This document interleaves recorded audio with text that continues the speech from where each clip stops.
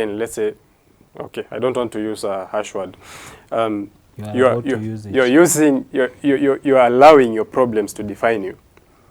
Now, you see, nothing is too deep. It's not always. No. Hey, that is subjective, my friend. No. That is very subjective. My pain is not your pain. Exactly. The way we feel pain is quite different. Very different, actually. Nimeamka asubuhi, Facebook imekwambia 11 years ago. Yeah. Do you remember? I do that a lot. Hiyo siku inaweza kuwa very good or very bad. Depending on that photo. True.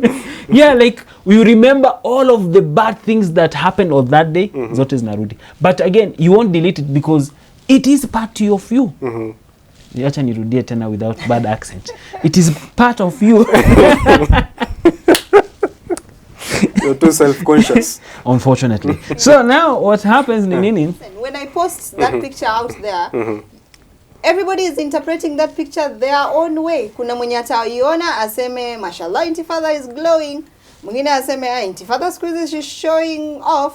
Mwingine atasema anataka tuone ako na pesa. Mwingine this is so unnecessary. Keki ya sonne. By the yes, hata she could not even hiyo ni place hata ameenda you know, she could not even afford to go to Java.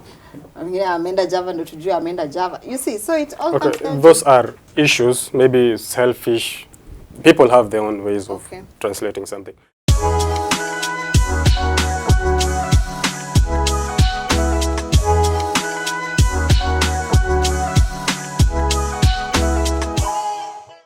Assalamu alaikum. Welcome back to another episode of Halfful. Today we'll be discussing oversharing, especially online. With the advent of social media, how much is too much? We can start by maybe, let's say, how do you define oversharing individually, let's say? Oversharing, I think when it comes to mtu mwenyewe, when we are putting content out there, we don't know kama we are oversharing. Ni wewe utasema, ai Inti naye analeta drama za kwao, kwa nini anaeka hapa? But kuna some people ambao after maybe I've done content and then I'm like, my goodness, why did I say that? I feel like I've nimesema more than what was expected. So I think oversharing is different to different people. I don't know. So it's subjective. Yeah, I think it's subjective, yes. But still there's a bar. There is a bar, but if you ask me what is oversharing, yani sio kuzungumza sana. Unajua kuna watu wanazungumza sana and they don't have any information. Especially valid one. Yeah. Kwanza and kama juzi nilikutana mwingine alinipatia stories zingine. Kasema this guy is lying. Yeah, vile yeye ni best governor, sijui. It's oversharing. Yes. Yeah. But again, vile mimi nili perceive, I felt like this guy is lying just to show he's bigger. So he's saying some things, information, but because it's not true, I don't consider it oversharing. Mimi naona tu ananidanganya kuni ndo mimi nimjue zaidi in different way. But so in my mind, sasa ukisema oversharing is me sharing information about myself that this other person is not someone close to me that they can protect this information. I'm not telling them for purpose of advice, sijui opinion or anything. Umekuja tu umesema ati leo asubuhi nimefanya X or Z or Y, like inahusu watu wengine, like hiyo itasaidia aje? Baka mtu anasema kwa nini mtu ananiambia kitu kama hii? No, it's an information about yourself. So usually, yeah. So me ukiniambia oversharing, that's what comes to my mind. So giving out too much information, okay, irrelevant. Irrelevant or unnecessary information to the wrong person. But now, because the same thing, if you tell it to the right person, is not oversharing. No, it depends. Mimi naweza kusema hivi, it's subjective. Nani anaput your bar that unajua umecross hapa sasa, this is too much information, because pia ukija kusema ati when it's not the right person and you cannot be oversharing to the right person, I don't believe that. You see, usually kama saizi for example, ni kuje like person X, yeah, ama maybe someone iko na shida ndoa, si ndio? When you go to tell the right person, yeah, like mke wangu amenifanya hivi, bwana wangu amenifanya hivi, mtoto wangu amenifanya hivi, relation unamwelezea. Kuna chance, yeah, huyu mtu labda vile kuna namna like huyu mtu akipata information haitoki kutoka hiyo stage hata kama umeovershare, si ndio? But again, there is you trying to, wanasema nini, kutafuta mkono yenye itakusaidia kuelewa what is happening. Sasa zingine si advice, is just huyu mtu anakusaidia, ana mirror whatever is happening to you. Sasa zingine unatafuta, kuna watu trusted, they don't tell you anything but they are good listeners. Mpaka mwenyewe unajisikia kitu ya ujinga hiyo unasema. Unaona? It's oversharing, but I don't find it the wrong oversharing because information, it doesn't go past this. There is high chance this of information, based on this information, huyu mtu aweze kunisaidia ama mimi through this person nijisikie. But imagine mimi niende niambie the same thing mama mboga ama maid wa kwetu, yeah, msichana wa kazi, unaona auntie, yeah, ama niende niambie kama saizi kwa ndoa, yeah, for example, as much as my brother here, for example, like he's my real brother, yeah, ama hata he's my father, yeah, yes, niende niambie baadhi ya vitu za ndoa yangu, as much as he won't tell anyone, but he's a wrong person. He's not planning to help me because he's on my side. Unaona? Yeye hapo hivyo atasema, ungemchapa. Yeah. Ama ungemwacha.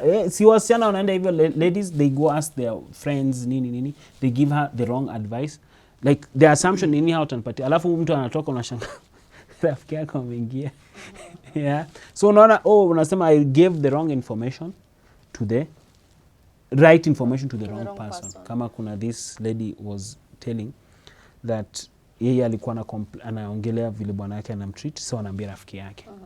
So rafiki yake, bado hapo tujafika social media, this is just personal level. Rafiki yake, so akakuwa na advice. Baka wakawachana. Alafu, this girl, yeah, rafiki yake, baadaye akakuja, akatumia the same information.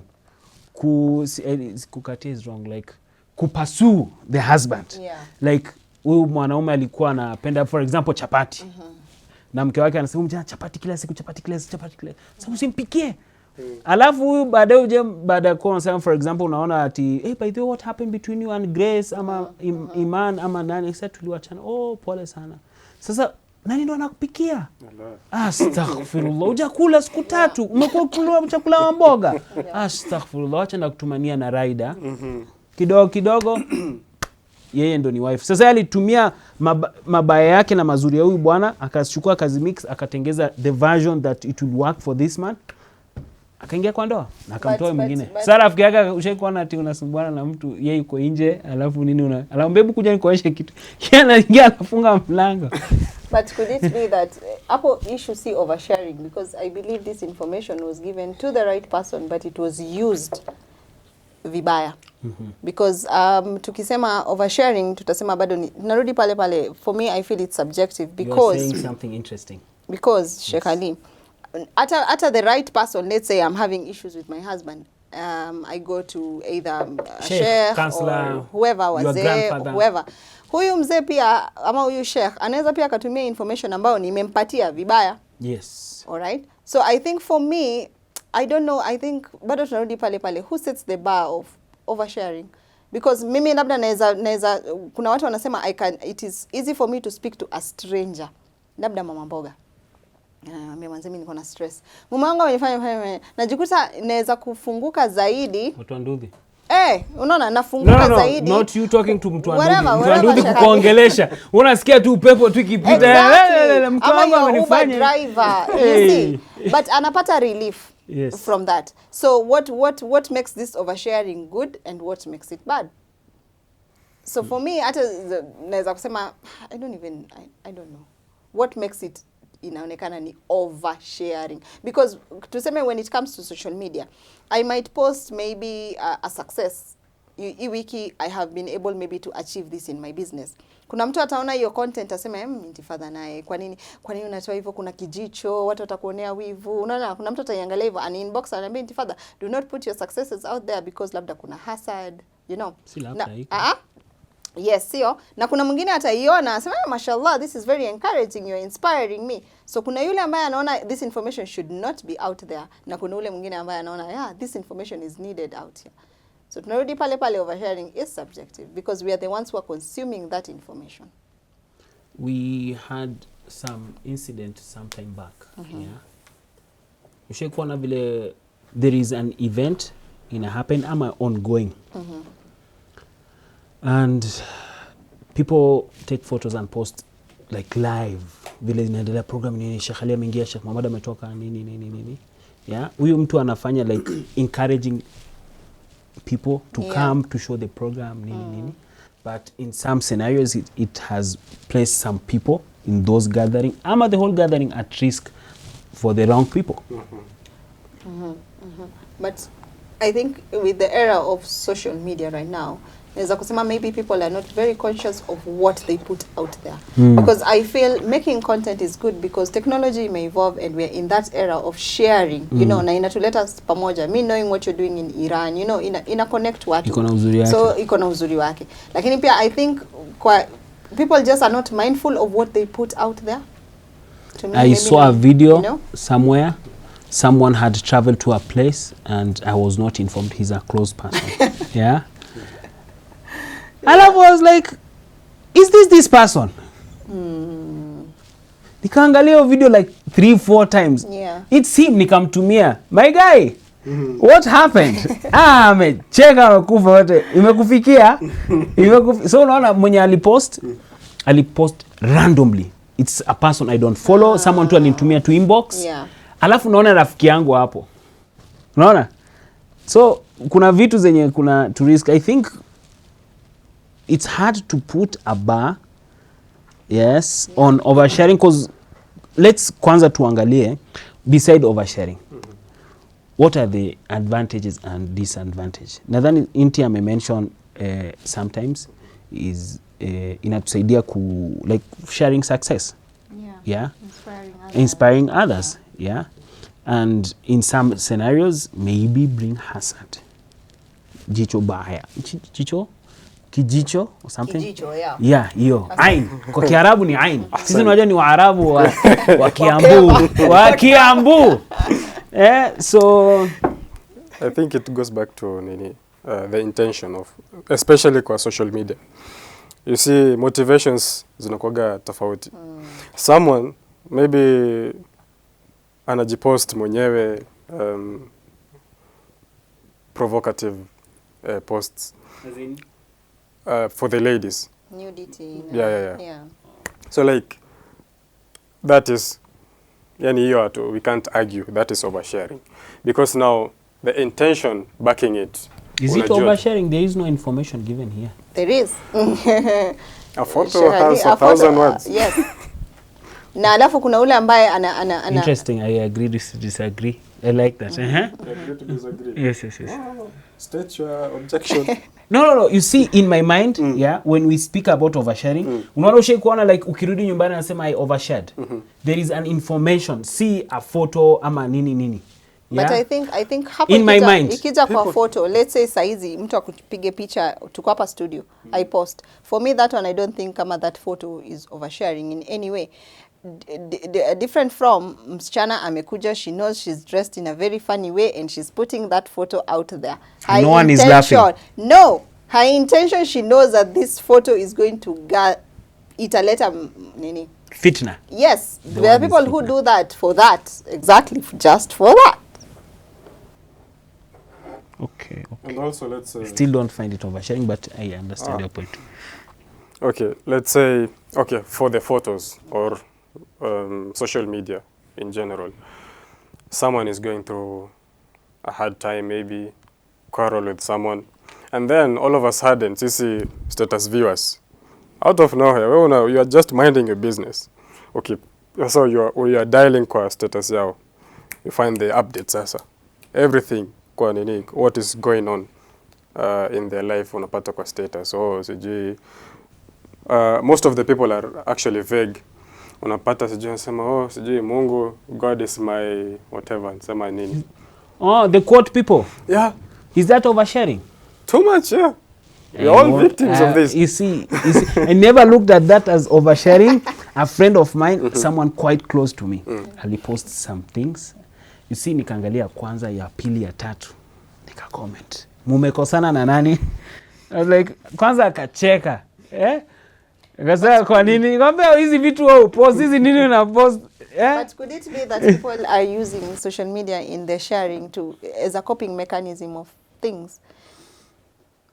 which it's not a positive one. Kwa mfano, I have a confrontation with you. Instead of coming and telling you, Hamza, you've done 1, 2, 3, I start putting status. Now you're victimizing the viewers. Yes. Because you have a problem with me. Come to me direct. Well, these things do Because happen, now, Liars have no place in hell. Pants of liars is sijui nini on fires. Sijui unajua mjamali amebetray. Betrayal is because now no, isiko ubaya. Good amount of people they understand that. But unfortunately, we don't think with our mind. We think with our nafsul amara. Now we wonder.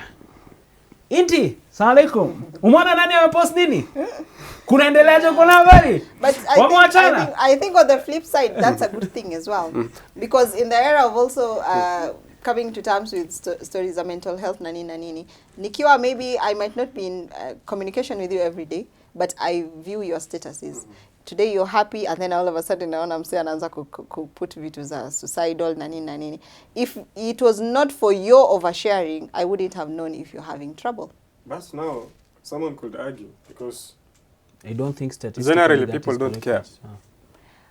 People do care. I think some things become cringe now. Right now, post nataka kujinyonga. Trust me, utashangaa unaweza kupata 10k saizi. Some people will laugh because some people, not all people. Not all. Don't generalize. Like just angalia, like I've interacted with some posts, videos on this. I think hii kitu inahitaji disclaimer. Is it a disclaimer? Like you see kama uko na shida ya thoughts of you, whatever you want to say. Okay. No, I don't know. You see, the thing is, we assume something won't trigger people, but may just a disclaimer. Yes. Okay. Like I've come across not one post, not two, like number of posts. Mtu ameweka kwa like at least I know 2 or 3 kwa Instagram, kwa Twitter or something. Alafu ameandika, okay, if you see this post, definitely I'm on my way to do something to myself. Self-harm, whatever. And then you read the comments. Obviously kuna mwingine watauliza what happened. Mwingine ataufanya nini? Mwingine atasema bro, come, I will buy you coffee. Bro, nini uko wapi? Wacha nikuje. Akujui for real. And we have scenarios how watu wenye wanajaribu around, they have saved these people. Yeah? This is something real I've seen. Yeah? How huyu mjamaa alikuja aka like they contacted them nini wakampigisha story wakaenda out nini like at least they took his hand. Yeah, you see the assumption that people don't care. Yeah, it what usually kills us alafu na to end up in post like, you know what, me wacha ni post, if anything happens to me at least walijua. Si ya kwamba cause they assume ya kwamba hakuna, no one cares. At least anasema for the sake of information, anasema mjamaa alifanya kitu wrong thing, ama waliwachana na mke wake, ama mke wake alimwacha, mtoto akaamua kutoroka. Yeah, anasema no one cares. Kama wangekuwa na care wangenisaidia, si ndio? So you put it on social media sometimes just to make sure that you see, kesho if anything happens, I informed you. Msiseme ati sijui nini hakutuambia. Vijana wa siku hizi waongei, wazee vile wako, hakuna rafiki zako wajui vitu kama unaona, but kuna watu wana care. So unaweza kuta sometimes because of that particular assumption, good amount of people they just post because they don't have anyone to talk to. Exactly my point. That's the only expression yenye iko. But if they knew kuna watu wa kuongea, like hawangeweka in, is it fumbles? Not fumbles, feebles? Yeah. If you don't have someone to go back to when you're in a stretch, maybe. Good amount of people don't have. What does that say about you for someone else to come to help you? Because now, if you don't have someone to lean on, that says a lot about you. No, it's not about you. Is it about you? You see, it's not always about you. It's not always about you. It's not always about you. Most of the kuna times. Watu, siko ubaya, kuna watu, they lived in broken houses. Not all broken houses are bad, but still, broken houses. The people that, because unaona ushakusikia wanasema show me your friend, I'll show who you are. Like, saa zingine unakuta this kid was brought up in an abusive house. mahali penye labda mama yake alikuwa anachapwa babake. So hata ukienda kuambia watu wa nje, hakuna mtu alikuwa anasaidia them growing up. So hata mimi siku ile itakuwa either as a kid you might think that this is how the world is just pain and suffering, and you are just here to feel that. I feel kama hiyo point aliyosema that sio kila mtu that does not care. And sometimes we have people in our circles that, you know, we have people in our circles for a reason. I can have a friend, what should I say, a friend, niko na acquaintances at work who who don't even know me. I have colleagues, I have friends also who do not know me. Like unakaa unasema huyu amejiua, si nilikuwa naye jana, mbona hakuniambia? But it's because I don't consider you pale kwa inner circle. So I would rather put it out there. Na watu wengi sana they would rather speak to strangers. They even speak to their own spouses, speak to their own whatever. People, you can be in a house and you're lonely. You are alone. I think we can speak about loneliness, and in our era, in a different episode. Let's go back to oversharing. Tunatoka kwa main point, bana. Yeah. See, you've said something about people living in houses, not having people to share with. That's why they post. You are the problem. You don't tell your problem. Your problems. Now, if you don't have, okay, you have gone through something with your family, the upbringing was not good for you to share with them.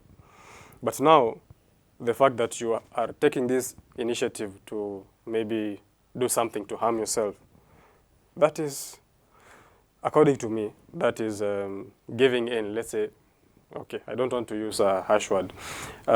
You're allowing your problems to define you. Now, you see, nothing is too deep. It's not always. No. Hey, that is subjective, my friend. No. That is very subjective. My pain is not your pain. Exactly. The way we feel pain is quite different. Very different, actually. Yeah, and again, I think this topic is very interesting topic, like pain, suffering, loneliness, and other things. We can look at it like why we ended up like this. Sikoba with people who don't. Is it not appreciate? There is another word. Like how feel our suffering. Unajua inatuongezea our suffering. Yeah, you don't know that, but I can tell you. How watu you feel suffering when people like dismissive of pain. That's the thing. But let's go back to the oversharing. Now we were still there. No, we are not there. Now let's sawa, assume. yeah. So let me tell you a story. This lady on TikTok. Yeah. Walikuwa wameenda Friday, Good Friday, Easter. So I look for words. Yeah. So they went for Easter and nikaba baba aliwaita something. And then she was narrating the whole story. Like ametoka anasema, oh guys, nimetoka nyumbani, this was happened, my father alipiga ndugu yangu tukua mdogo. I saw it. Yes. Yeah. So it is oversharing. It is quite oversharing. But again the question is, kuna wazee wakubwa walikuwa kwa hiyo kijiji wenye waliona huyu mtoto akipigwa na sijui rungu ama na shoka na nini, na bado wakaona huyu mjamaa anaweza kuwa watoto wake, and they did not stop. Huyu msichana, she in her mind, she can't find console and help from the society. And all of them, they know vitu zenye amepitia, like to serious degree, like serious abuse, yeah, if their story is true, obviously. Yeah, but they did not help. Na saa zingine it's not about help. Sometimes they just want to make sure the world knows that this is a bad person. Unajua zingine kama saizi it ended up in a wrong way. The Me Too movement, yeah. You saw the Me Too movement. Okay. So anyway. Focus. You know so kama saizi some trend inatokeza, kama last year there was a trend of toxic workplaces. It trended on Twitter, X now, yeah. and people wanaanza kuongelea like situation enye walipatana nayo kwa kazi. So it's oversharing whatever happens, but the point, if they are true, unajua shida is hizi allegations, some of them they are not true. Yeah, if it's true, these people, they did not find the right channel to do it or say it or protect themselves, but now they are putting it out there. At least maybe ukipatana kitu ukiona red flag kwa mbali, you do the right thing. But for me, I think in today's generation, I wouldn't say we are oversharing, because oversharing ni wewe ndio utaamua kama kitu mimi nimepost nime overshare. But in venye dunia ya sasa hivi iko, we are all putting things out there. Do you remember ex-influencer? I'm not like, because I can mention at least 3, 4, 5, 6, 7, 10 names, so I will just go with X. Came online and shared that they are divorced with the husband. Yeah. Sindio? And now it's in public. Sasa, no one looked at it as oversharing. Yes, on social media, interesting. But now the problem came, people want tea. Like, what happened? Now, sasa mwingine anasema hii kuhusu maisha ya mtu. Yeah. It's their private life. No, anasema once they put it online and on public, now it's our business. No, but I feel, you see the point. I get the like point. Now sasa huyu mtu anakuja na delete post yake kuhusiana ameongea hiyo kitu, anasema don't ask me, I'm still healing nini. Maybe kama alivyosema about boundaries, like when I post something, my story I'm putting out there for you guys to, you're not the ones to dictate how much I should put out there. Why do you feel entitled to come to my inbox and say, mbona umetupatia story nusu, tell us what happened? You know, I think we are also trying to be so much entitled to other people's information. That, I am putting begs it. the question. No. Let me, sorry, nakukata. You So are a tall Hamza, person. Hamza, You are a tall Sh.Ali person. way, I can't Sh.Ali cut you way. short. Hamza Yes. speak. What's on Sh.Ali? No, that begs the question. If you don't want to, you don't want people to follow up on what you posted, what is the aim of you posting it in the first place? I'm not saying I don't want people to do that, because once I put my information out there, I know I might be bullied, I know I might be supported, I know I might be criticized. All right, hizi zote mimi I've put them into consideration when I post it out there. What kitu mimi nasema ni hichi, why would you feel like you're not supposed to dictate what I put there? Whatever income that brings, not income, yani whatever outcome my posts in a letter, it's okay, because mimi ndo nimeiweka hapo nje. Okay. All right? But to see feel ile that now, because Intifadha has posted kitu flani, she owes us an explanation. I don't owe you unless ni bow down to that pressure. That's why now I come and start to say, No. I put this information Sorry. I did not mean it that way. But kuna watu, they post things and like, whatever I want to Let think me about give you it. real scenarios. I like receipts. These are two different stories. It will help us understand this rift between us and bring us together. The point of sharing, based on the video, status, whatever video may share, inarudi with the intention that you are looking for. Now, let me tell you two scenarios. Scenario A, yeah, this lady, mwenye alisilimu, ama she decided to be better Muslima. She was introduced to this guy and they started a relationship, but it did not work out. Yes. So her point was like, you see, sometimes, and she was over 30. So, but again, she got married again. So she just said that in one of the posts, I'm no longer with this person because you guys, I introduced him, you got to know him, now you're wondering, you happy? No, some things happened between us and I'm sharing this statement to say we are not together. Yeah, and ukiona nimefuta picha, umeniona kesho na mtu mwingine, usinielewe vibaya, we are no longer together, it did not work out. So Nona, here I've closed any doors of questions or anything. Okay. And I have that right. Because unaona saizi siko ubaya, mimi I'm someone, maybe niko na 200k followers, for example. Ukiniona na this lady, and na unajua mke wangu nani. utanipiga picha on post. By the time mimi nikuje ni defend like this is my second wife, ama this is like I divorced my wife and now this is another one, ama this is my sister, the story it will spiral hata I can't fix it. Like always watu watakumbuka ile habari ya kwanza, they won't remember your statement. So I'm protecting myself. I'm protecting my children, my kids, my family from anything that could come up. Because unaona mtu pia akiona like, oh, by then nilisikia waliwacha. Unaona? Backup siko sawa. True. This other scenario. This girl posted how her father was a deadbeat. How the father left her, akamwacha, hakumpay for anything, any insurance. Sorry tu ndefu. So now, unaona yeye tu anaongelea vile babake ko deadbeat. Now there is people now are judging this particular person. One other person is involved. Yes. Now watu wanataka kujua is this true ama nini, because kuna kesi mingi sana kama hizo on social media. A wife anakuja anaongelea vibaya bwana yake or vice versa. Yes. A friend, someone complaining about a company, things like that. And sometimes in some cases ina cost these companies a lot. Ama these people jina yake inaribika, anafutwa hata kazi. Like kuna watu huko US, kwanza huko Afrika bado tuko na shida zetu.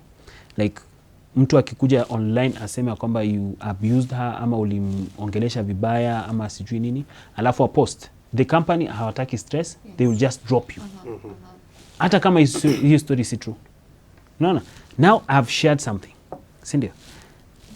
Now watu there, before mimi nianze kuchukia wewe, do I have the right to ask for more information? As a company? No, hata as a human, because he's my friend. You are saying that my friend is... It depends on who is asking. Sasa unaona, the thing is, unaona hakuna who is asking. You told everyone, and now everyone is assuming Hamza is bad. Wachana hata marafiki. Everyone assumes Hamza is an abuser, and nini. Tukikutana njiani na mgonga na mayai. So tuseme hizi ni effects now of putting things out there. Now. I'm entitled to know, because kama saizi mimi niko na duka, jamaa ameingia, I'm not giving him service, he's a woman abuser. Unaona? No, you see how people people in solidarity with this situation, they are trying to make sure that people like this, they don't exist in the society, not in killing them. I get you. Yeah? I get your point. Kama saa zingine in some scenarios, we can't take him to court. Sindio? Now, what happens in these scenarios, people would ask questions, and I've come across good amount of people who do good investigation. They start getting receipts. Like ni mtu ana FBI anasema mama anadanganya, this person is lying. I get you. Yeah. So now imagine sasa hata si mtu ametoa statement, ni hao wengine ndio wamemdefend TikTok investigators.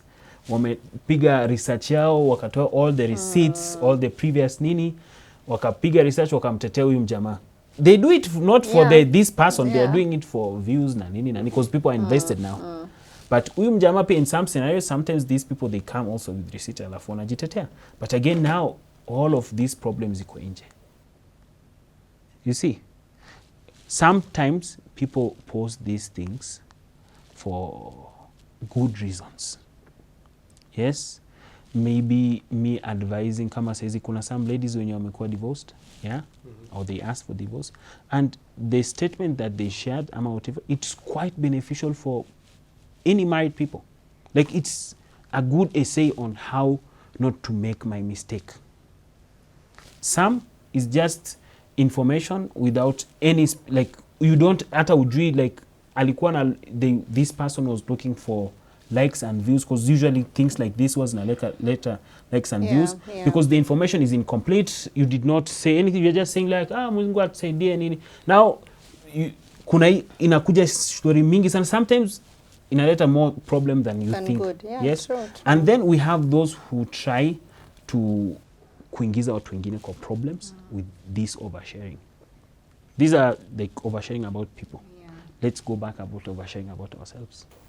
Oversharing about ourselves. Like, kivipi? For example, sijai kuona ukipost birthday yako. Ama hujazaliwa. Ama idea yako ni fake. But how is that oversharing? I'm asking. Okay. No, because some certain things, say, you just keep to yourself, because if you put it out there, people know, then what?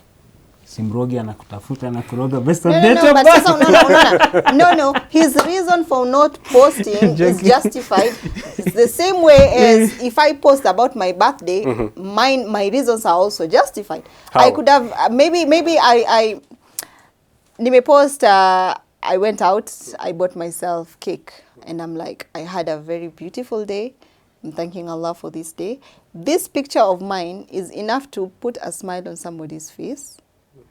This picture of mine is enough to get people to pray for me. You know, na kuna yule Hamza atasema, if I put it out there, for what? So, your reasons are justified.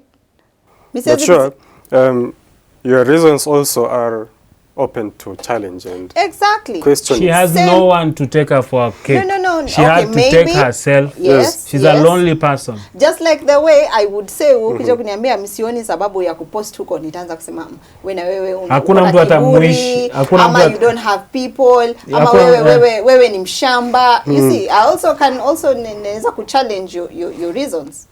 No, because keeping quiet Yeah. solves you a lot of problems.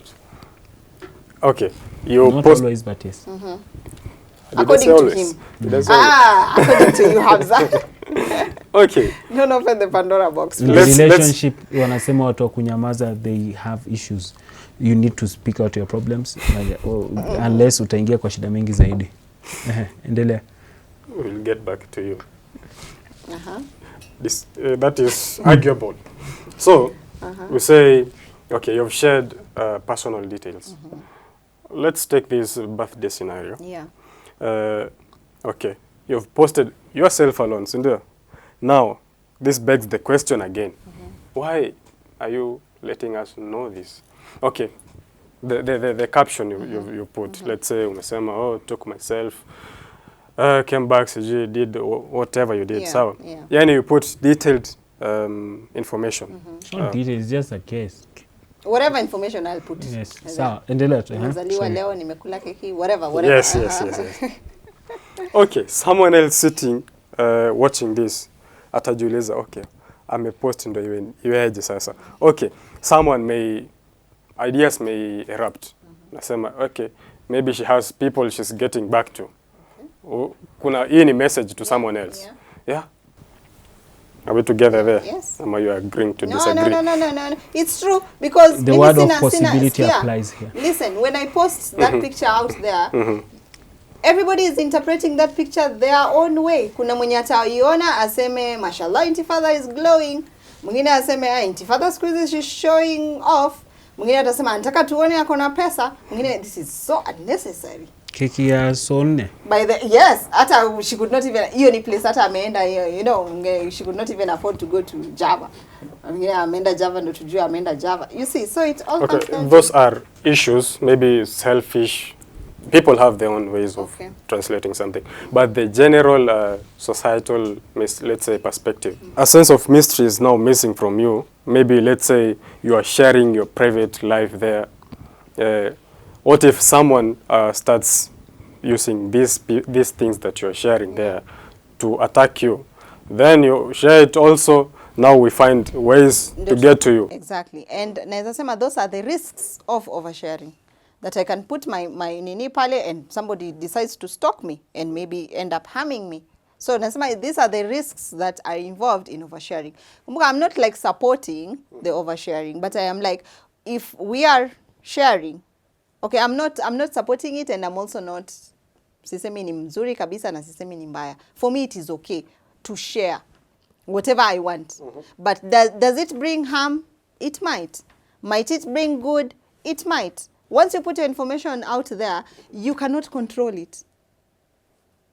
You just can't. That's why sasa tunasema, what are you putting out there? And the intention behind putting it there. I could have my intention. It is my intention. Na mimi kwa mfano, maybe I am posting a picture just because it's a nice picture and it's a good one. Let me share it with the world. Kumbuka, you're not the only person in this world. Wewe utaiona uone it's irrelevant. Na kuna mwenye ataona akuwe inspired by that.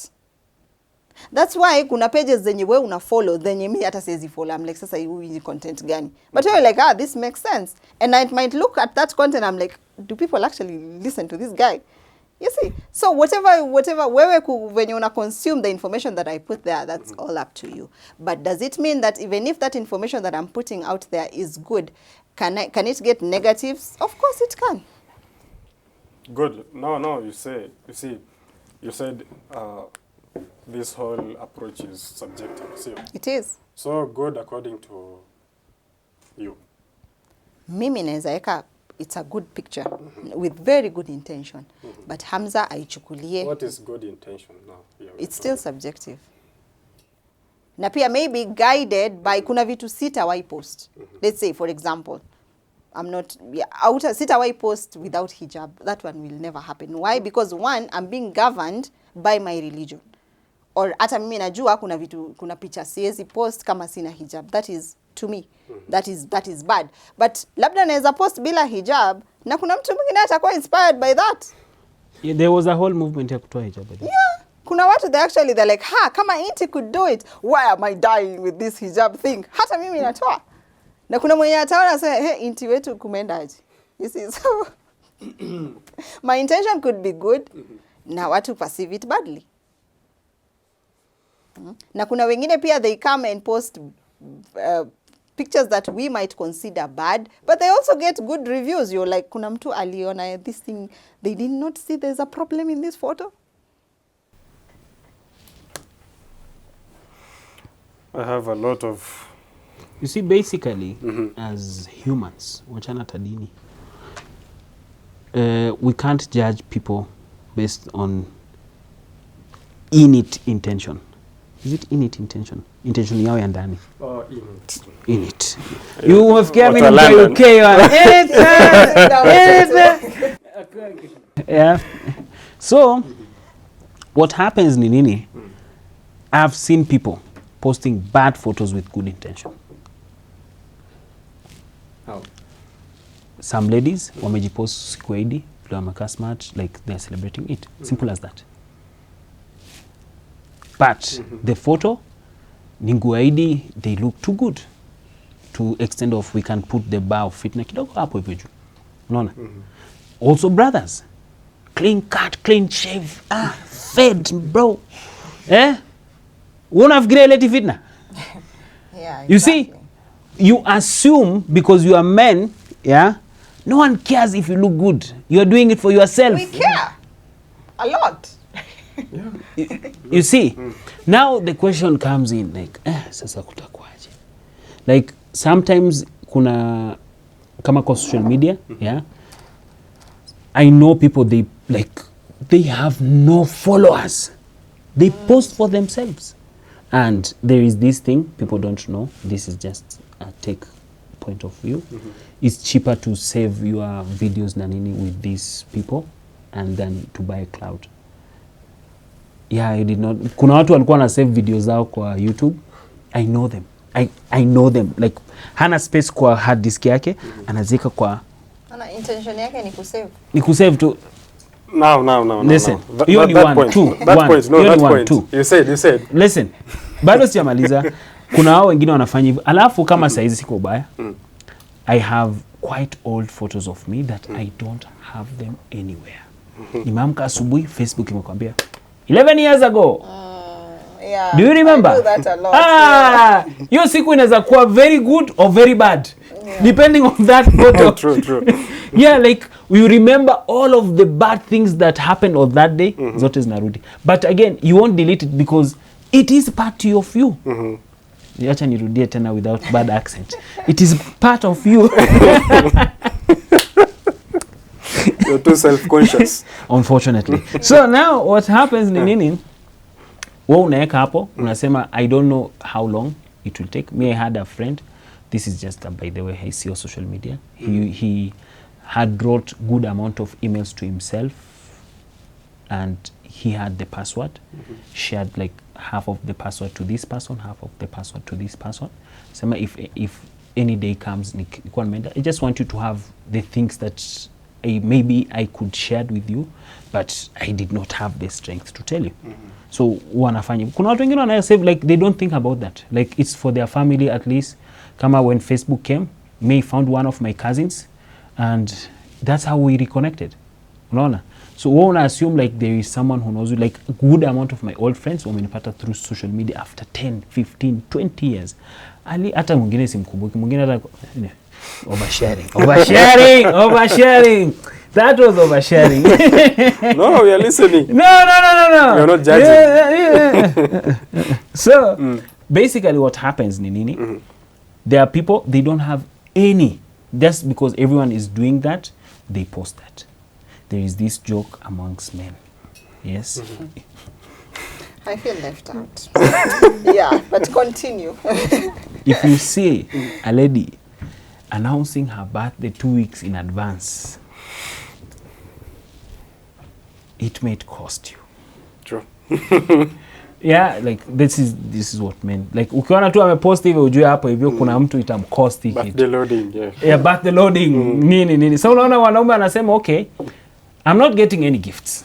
So you see that's his perspective, like kwa nini post? I'm not getting any gifts and I don't find it the path very direct for me to expect bros wishing me happy birthday. That's you. Again. Yes. Path direct. Yeah, that's you. So and so I don't share. So I think we agree. We This agree. thing is very subjective. Yes. For sharing. It is. And some people, they just celebrate every year of their life. They use that. Me, I usually, I do share my birthday, not on that particular day though, yeah, on social media. Part of it is basically for me as much as the rest are there. But I believe there are many me out there that they need Connect. this. Yes. Yes. So what I do, Find your people. like now it's been few years, what I do, I speak to myself, like 10 years ago, like Ali it's like this amount of years, like 20 something years. Yes. I write him advices and things I learned this year. Unaona? It's my birthday, I'm sharing. Everyone knows this, but everyone comes and some people don't read, by the most people don't read.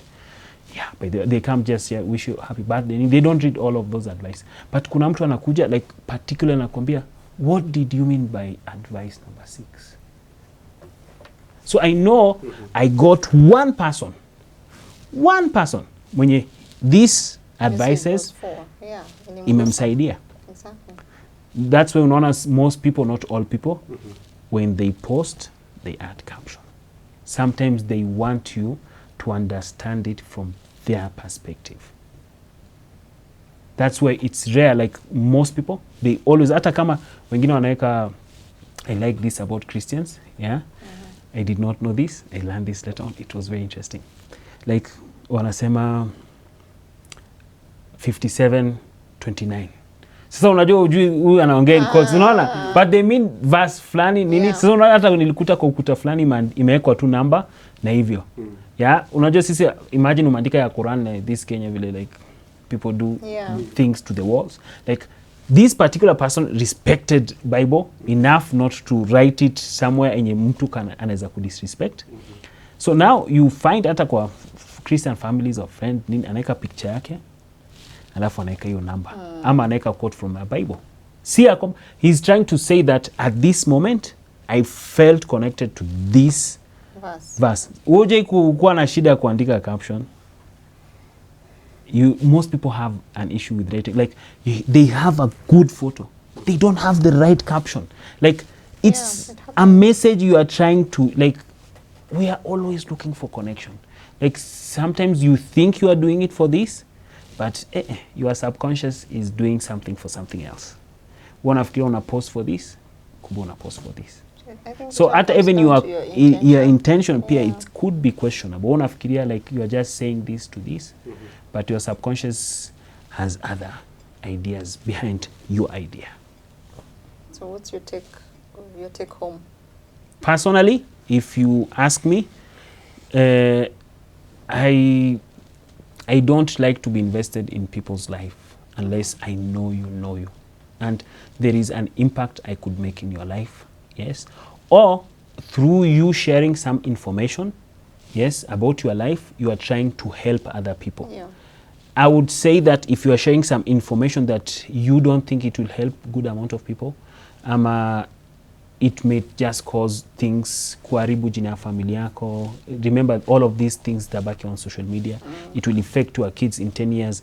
Although we think about ourselves, we are quite selfish as much as we act very holy. Yeah. But we always forget that whatever we do, it will affect our children. Yeah. In the long run, like imagine watu wanasema, oh, nili mamake muongo mwenye alikuwa anaongelea babake alifanya hivi. Like people don't forget. Yeah. So if inaingia katika hiyo category yenye people will be invested in your life without getting any real help from them or not you helping them, just avoid. Yeah. There are things that you share with, obviously with caption. Hata if you have the wrong intentions, they are still there. Humans are humans. Without connections, we are not. So maybe the intention could be wrong, but just be cautious with what you trade. That's my take. We are not arguing it. Oh, you're not. No, we are not arguing it. Si tunamaliza. We are wrapping up. We are wrapping up. My You can take. disagree Yeah, in yourself. Let's have you take. We'll meet outside. Okay. My take is before sharing. Because, okay, first you have to categorize or maybe assess what you're about to share for it to not be oversharing. Yeah. I know you said it's subjective. So, Yeah, but still, boundaries are there. Privacy. Consider privacy. I mean, is it relevant to whoever? I mean, is it important that I'm sharing this to the general public? You should try mental health. Utashanga. No, there are specialized individuals who can handle that. But now if you put it out there, you might be subjected to bullying, and as you said, Nini, mental health issues. I don't have any right to be talking about that because I don't know about anything about it. But No, I did not say it like that. Okay. yeah, people. No, I don't know. Okay, so people with, come on, Joe, you have mental issues. Don't be quick. Don't be quick to share it outside there because people will victimize you and watakuongezea shida zako. So It's a good word, if you want something, if you want to share something, find the right channels first. Try your best to share it with someone who can help you. Because yes, if you post it, someone can help you, but also there's a high possibility people will destroy you for it. That's my take. My take is social media is here with us. We are at that era of sharing everything. So I think for me, sharing is good, but kukuwe na guidelines, you know, and we cannot control what is being shared, but we can control what we consume. All right, so find your clique, consume that which you find is beneficial, and avoid the rest if you can. That was great. I think I thank everyone, yeah, for being here for this particular reason, because we don't agree with each other. No, this one, is this the one point. we agree to disagree. Kabisa. Yeah, True. It's half-full. It's half-full. Yes, That's yes, the point. yes. You see? Yeah. Thank you for being with us until another time. I hope we did not overshare, though. Assalam.